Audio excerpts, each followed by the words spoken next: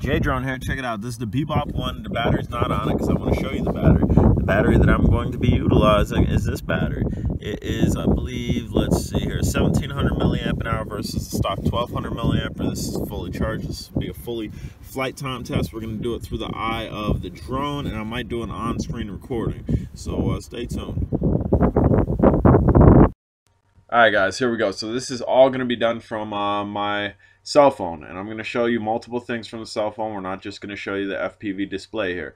If you can see in the bottom part where it says fly and film, brush is kind of blowing pretty hardly. We have 10 mile an hour wind, 20 mile per hour gusts. I got a 10-minute flight, guys. I showed you the battery that I used. I got a 10-minute flight. Was I sport flying? No, I wasn't sport flying at all. Could the drone have gotten a better flight duration if it wasn't as windy as it was? I think absolutely. I think maybe we would have saw a 12-minute flight. And I will show you the settings that I'm using. You will see that this is going to fly very docilely, if that's even a word, docilely. You can see I'm yawing all the way to the right. I have a very slow yaw. If you want to fly along with this drone, if you're going to case a building, if you're going to case a property, and you need a little bit extra time and you're not really going to go the distance, and as I'm showing you here down bottom right, I'm just using cell phone. I'm not using any type of controller. I'm not using the sky control. I'm not using the flypad. If you need 6-7 minutes to record with this and record almost like you would with the Spark on tripod mode, you can do it. You really can. And again, this is an upgraded battery. The stock battery is 1200 milliamp an hour. I guess I will try to give that a fair shake and fly it in the exact same settings and see what type of flight times we get. The Bebop is notorious for getting poor flight times. And I think the reason that is, and even I'm guilty of it, I think the reason that is because we want to sport fly. We want to fly fast. We want to get to the destination as quick as possible. And that'll chew down your battery. Bottom right hand, 78%, I believe that's the battery life right there. 47%. I'm not sure what that one is. Somebody let me know what that one is.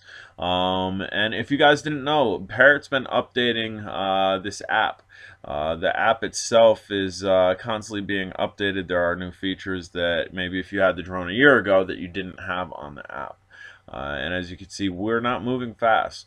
We're moving like 2 feet per second tops. And we're really not going far. I will start to move around with this because, again, I don't want to do what somebody else did. And somebody did a battery review on this, and they should be smacked in their head a couple times. They let it sit in a room, inside in a room, no wind, no nothing. Just let it sit. That's not a battery test, I hate to tell you. Tying your drone down and full throttling up doing a bench test is also not a battery test. This is as relaxed of a battery test as I'm willing to accept as a battery test. Because we are moving. I am 82 feet away from myself. Height, we're not that high up. And again, 10 to 20 mile an hour wind acting on this, the GPS, and you can't see it during a video. I will switch out of this app and show you what the drone looks like that it's flopping around. I'm going to show you my settings here. Max incline 8 degrees, max tilt speed 80, and max vertical speed 3.3. If you want to get long flight durations and you have this battery, this is a good way to do it. I just showed you my settings, and again, in time here, after we give this a little fly-a-roo, we'll show you what the drone's doing. The drone is flopping around.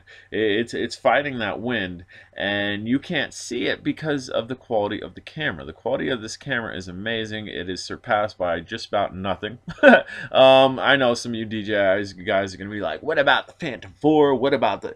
Dude, you have a gimbal, a 3-axis gimbal, that if you did a barrel roll, you would probably break your gimbal and break your drone.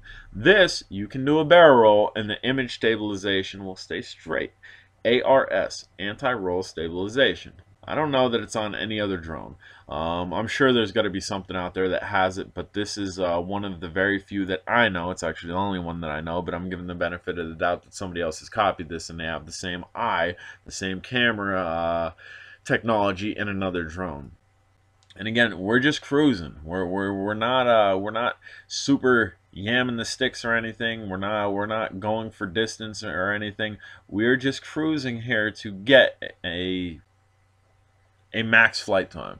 With the settings that I have, this is going to be your max flight time. Again, I'm 147 feet away from myself. Again, we're not going for max distance. We're not going for max altitude. We're just going to fly this, to chill fly this. And I'm covering the area that I'm flying in. I'm covering close to 200 feet. So almost 100 meters, about 100 feet shy of 100 meters. That's about what we're covering. Right now we're pushing 91 feet, and I'm kind of just doing a self-orbit here. We're 100 feet away from ourselves. If you're casing a building, if you want to use this as you would use a Spark in tripod mode or whatever to get the most stable video, the settings you're going to want to use are the settings that I'm in. And you are not going to want to fly fast. You're going to want to just chill through the area. You're going to want to case an area. I highly doubt if you're casing a building you're going to need a 100-foot radius, let alone a 200-foot radius. So that's what I'm showing you guys here. And again, I am going to do something here, which I don't suggest you guys doing, but I'm on-screen recording. So what I'm going to do is I'm going to go into my camera and try to show you what this drone's doing in correspondence to the wind, because it is windy. And at the end I will open up the UAV app and show you that J-Drone's not telling fishing stories here.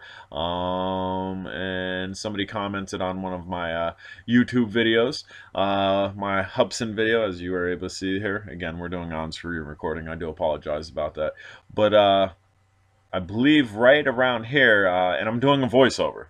So this wasn't all recorded. I'm kind of doing voiceover this. I think right around here is when I flip to my camera. I'm trying to get down far enough that I'm going to be able to see this, so I'm going to be able to show you this. I don't suggest getting out of app and going to the camera, because the app did disconnect from itself, and it took a couple seconds to reconnect from itself, which you guys will see. But I wanted to show you guys. As you can probably see on top of my head, I do have a GoPro on top of my head. I do have a hat cam on, but my battery was dead. And I'm actually fortunate in that, because we probably would not have done this. And just to show you here,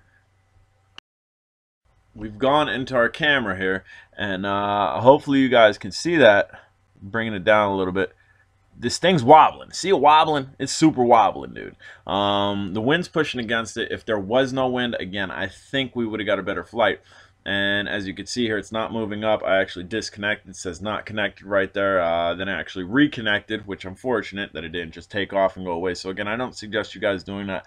But I wanted to show you, one, that the wind is what I'm telling you, and the UAV app at the end will show that. But two, the quality of this camera. The quality of this camera is surpassed by, again, very little. Sure, you have 4K cameras on drones and whatnot, but I think one of the most impressive things to me is that this is an embodied camera, no gimbal, and you saw how it's flopping around. It's not transitioning in video. And now that we've achieved basically a 10-minute flight off of this, we might be able to start using this for video. We might be able to start, hey, I'm going to take this with me to a disclosed location, because I want to record it. I want to record the building. I want to record the surroundings, and I don't want to take a controller. I just want to take the drone. Could we do that with the Spark? Absolutely, we could do it with the Spark, and that's a little bit more compact and portable than this one is. But I have this. I own this, and it's two different technologies. This one you can really sport fly, and that camera is going to stay stable. The Spark has a 2-axis gimbal on it, where you can sport fly it, and if you sport fly it too hard, the gimbal is going to lag and then jump back up again. So again, technologies are different compared to almost everything on the market with this.